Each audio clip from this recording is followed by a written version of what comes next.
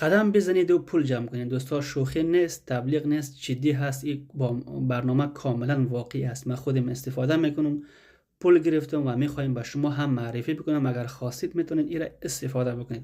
فقط کافی هست این برنامه را در گوشیتان نصب بکنید و هر طرفی که قدم میگذارید قدمایتون حساب میشه. و مهم هست که پیش از 12 شب شما این را ولیده بکنید. این برنامه چه نام داره و کارکردش چگونه هست؟ دوستا این برنامه به نام ویوارت است. این را میتونید در گوشیتان نصب بکنید. سامسونگ، آیفون همهشان میشه.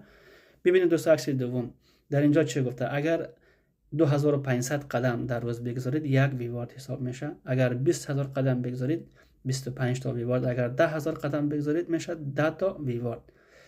و چند ویواردش چقدر پول میشه؟ بخش دوم روی کانوکتی کلیک میکنیم. وقتی را کلیک کردیم این صفحه باز میشه. مثلا تاریخ 24 دسامبر پول میده. اگر 1500 ویوارد داشته باشی 5 یورو میده و اگر 2200 ویوارد داشته باشی 10 یورو میده و اگر 3300 ویوارد داشته باشی 15 یورو میده. و اینش خوب است برای کسایی است که ابونمای این برنامه هست. 2850 ویوارتش میشه 20 یورو و 8000 ویوارتش میشه 40 یورو.